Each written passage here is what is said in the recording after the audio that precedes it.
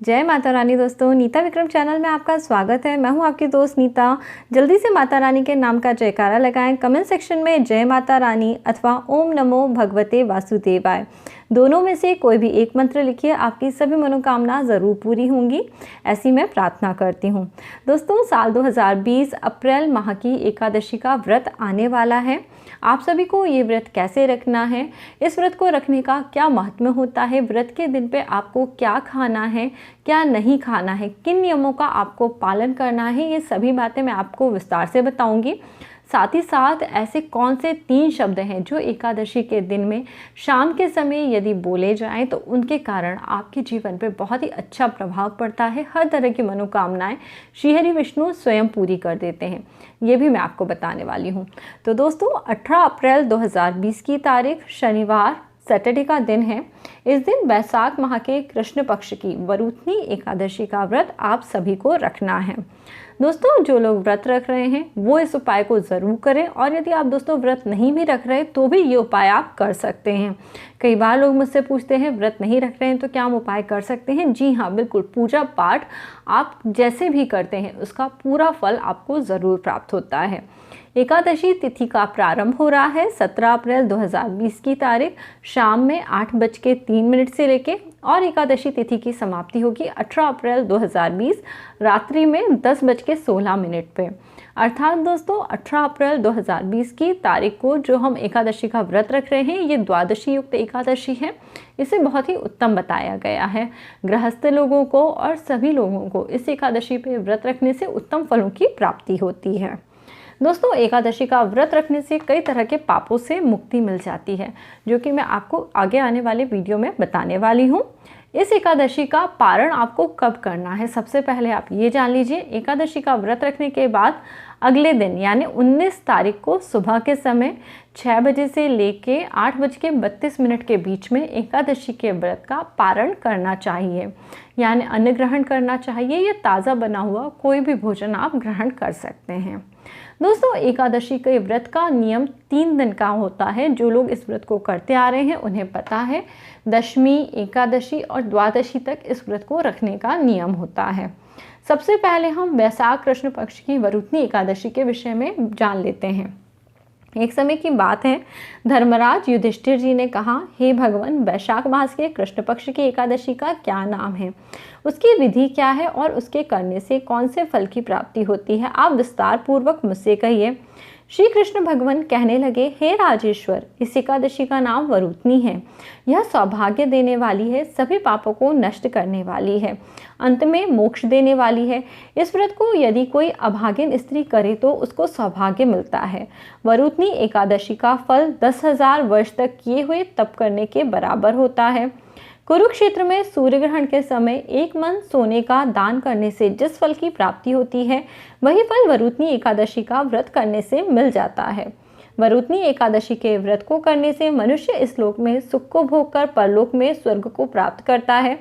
शास्त्रों में कहा गया है कि हाथी का दान घोड़े के दान से श्रेष्ठ होता है, हाथी के दान से भूमि का दान श्रेष्ठ होता है, भूमि के दान से तिलों का दान श्रेष्ठ होता है, तिलों के दान से स्वर्ण का दान अधिक श्रेष्ठ बताया गया है, और स्वर्ण के दान से भी ज़्यादा अन्न का दान श्रेष्ठ होता है। अन्न के दान के बराबर कोई दान नहीं होता। अन्न दान करने से देवता, पितृ, मनुष्य तीनों ही तृप्त हो जाते हैं। शास्त्रों में इसको कन्यादान के बराबर बताया गया है। वरुथनी एकादशी के व्रत से अन्नदान, कन्यादान दोनों के बराबर का फल प्राप्त होता है। जो मनुष्य लोभ के कारण कन्या का धन लेते हैं वह प्रलय काल आने तक नरक में वास करते हैं, और उनके अगले जन्म में वह बिलव का जन्म ग्रहण करते हैं। जो मनुष्य प्रेम एवं धन सहित कन्या का दान करता है उसके पुण्य को चित्रगुप्त जी भी लिखने में असमर्थ होते हैं। जो मनुष्य इस वरुथनी एकादशी का व्रत करते हैं उनको कन्यादान का फल प्राप्त होता है। वरुथनी एकादशी का व्रत करने के लिए दशमी तथा द्वादशी के दिन निम्नलिखित 12 वस्तुओं का त्याग कर देना चाहिए। दोस्तों, अब मैं आपको वह 12 चीज़ें बता रही हूँ जो आपको दशमी से लेकर द्वादशी की तिथि तक बिल्कुल नहीं करनी है। अर्थात आपको अगर ये आपने नियम का पालन नहीं करा तो आपके एकादशी का व्रत भंग हो जाएगा। तो दोस्तों सबसे पहली चीज़, इस व्रत में कांसे के बर्तन में भोजन नहीं करना है। नंबर 2, उड़द की दाल नहीं खानी है। नंबर 3, मसूर की दाल भी नहीं प्रयोग में लानी है। नंबर 4, चना, ये भी आपको प्रयोग में नहीं लाना है। नंबर 5, कोदो की भाजी, आपको इसका प्रयोग नहीं करना है। नंबर 6, शाक, किसी भी तरह की पत्ते वाली सब्जी का प्रयोग आपको इन 3 दिनों में नहीं करना है। नंबर 7, मधु यानी शहद, शहद का प्रयोग आपको इन 3 दिनों में नहीं करना है। नंबर 8, दूसरे का अन्न आपको नहीं खाना है। 2 बार भोजन नहीं करना चाहिए और शराब या किसी भी तरह के व्यसन का सेवन नहीं करना है। नंबर 11, स्त्री प्रसंग या फिर ब्रह्मचर्य व्रत का आपको पालन करना है। नंबर 12, बैल की पीठ की सवारी नहीं करनी होती है।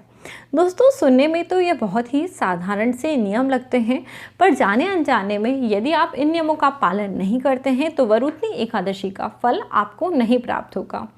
व्रत वाले दिन में जुआ भी नहीं खेलना चाहिए और दिन के समय में सोना नहीं चाहिए।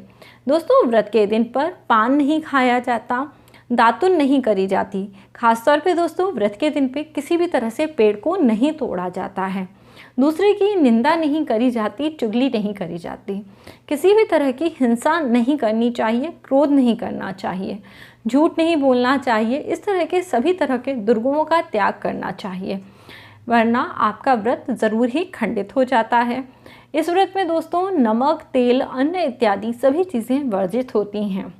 तो दोस्तों इस तरह से व्रत करने से मनुष्य जब रात्रि जागरण करता है और भगवान के मधुसूदन रूप का पूजन करता है, वह हर तरह के पापों से मुक्त हो जाता है और परम गति को प्राप्त होता है। जैसा कि आपको पता ही है, बैसाख के महीने में भगवान श्री कृष्ण के मधुसूदन रूप का ध्यान करने से हर तरह के पाप क्षीण हो जाते हैं, तथा जिन लोगों को मृत्यु का भय बहुत अधिक सताता है उन लोगों को वरुणनी एकादशी का व्रत अवश्य करना चाहिए। इस व्रत को करने से, इसका महत्व पढ़ने से 1000 गाय दान करने के फल की प्राप्ति होती है। इस व्रत का फल गंगा स्नान के फल से भी कहीं अधिक होता है। तो दोस्तों अब आप सभी जान गए हैं वरुणनी एकादशी को व्रत करने से किस तरह के फल की प्राप्ति होती है, इस व्रत का क्या महत्व है।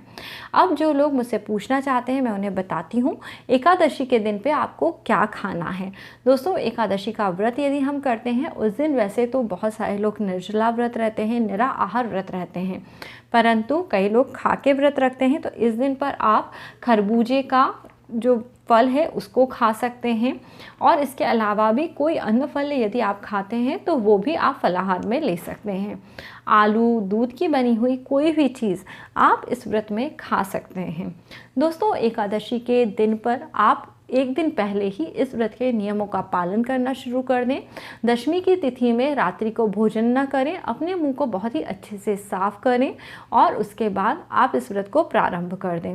अगले दिन सुबह जल्दी उठ जाएं, भगवान के श्री हरि विष्णु मधुसूदन रूप का ध्यान करते हुए लगातार ही आप उनका स्मरण करते रहें और सुबह के कार्यों से जल्दी से आप फ्री हो जाएं। उसके बाद भगवान का पूजन करें, भगवान के नाम का जाप निरंतर करते रहें और अपने व्रत का संकल्प, पूजा पाठ सभी भक्तिभाव से करें। भगवान का तिलक करें, उन्हें पुष्प इत्यादि अर्पित करें, सुंदर वस्त्र पहनाएं, उनके लिए अच्छा सा भोग लगाएं। जैसा भी पूजन इस बंद की स्थिति में आपसे संभव हो पाए अपनी तरफ से अच्छे से अच्छा पूजन करें और निरंतर श्री हरि विष्णु के नाम का ध्यान करते रहें। दिन भर भी भगवान के नाम में आपको रमे रहना चाहिए और उनका ध्यान करना चाहिए। और शाम के समय हो सके तो गीता के 11वें अध्याय का पाठ करें, विष्णु सहस्त्र नाम का पाठ करें या फिर जो भी यथासंभव हो उस तरह से भगवान के नाम का जाप कर लें। दोस्तों अब मैं आपको खास उपाय बता रही हूँ। ऐसे कौन से 3 शब्द हैं जो आपको शाम के समय ज़रूर बोलने हैं। दोस्तों तुलसी माता के सामने गाय के शुद्ध घी का दीपक जलाएं और वहाँ पे खड़े होके ओम नमो भगवते वासुदेवाय, ओम नमो भगवते वासुदेवाय दोस्तों 3 शब्द हैं इसमें, नमो भगवते वासुदेवाय। परंतु जब आप माता रानी के सामने खड़े होकर इन शब्दों को बोलते हैं तो आप वहाँ ओम लगा सकते हैं। ओम लगाने से किसी भी तरह के मंत्रोच्चारण में यदि कोई गलती होती है तो वो क्षमा हो जाती है। इस तरह से दोस्तों 11 बार कहते हुए यदि आपके तुलसी आंगन के बीचों बीच है तो उसकी परिक्रमा कर लीजिए, और यदि ऐसा संभव नहीं है तो आप जिस स्थान पे खड़े हैं उसी स्थान पे आप अपनी परिक्रमा करते हुए ओम नमो भगवते वासुदेवाय इस तरह से भगवान में अंतर ध्यान होते हुए इस मंत्र को बोल लीजिए। यदि आप काउंटिंग नहीं कर पा रहे हैं कि 11 बार आप बोल पाए या नहीं, तो आप कम से कम 5 मिनट तक भगवान के इस मंत्र को बोलते रहिए। इससे आपको इस मंत्र के जाप करने का शुभ फल प्राप्त होगा। माँ तुलसी अत्यंत प्रसन्न होती हैं जो भी लोग श्री हरि विष्णु का नाम लेते हैं या उनके नामों का जाप करते हैं। दोस्तों एकादशी के व्रत में रात्रि के समय यदि आप श्री हरि विष्णु के नामों का जाप करते हैं, सोते नहीं हैं, तो इससे आपको शुभ फलों की प्राप्ति होती है। तो दोस्तों इसी तरह भक्ति भाव के साथ श्री हरि विष्णु के नामों का जाप करते हुए एकादशी का व्रत आपको ज़रूर रखना चाहिए। श्री हरि विष्णु की आपको कृपा प्राप्त हो ऐसी मैं प्रार्थना करती हूँ। आज का वीडियो यदि आपको पसंद आया तो इसे लाइक ज़रूर करिए, और चैनल यदि अभी तक आपने सब्सक्राइब नहीं करा है तो वीडियो के नीचे बने हुए लाल रंग के सब्सक्राइब के बटन को प्रेस करिए। नीता विक्रम चैनल को सभी व्रत त्यौहार संबंधी जानकारियाँ प्राप्त करने के लिए ज़रूर सब्सक्राइब करिए।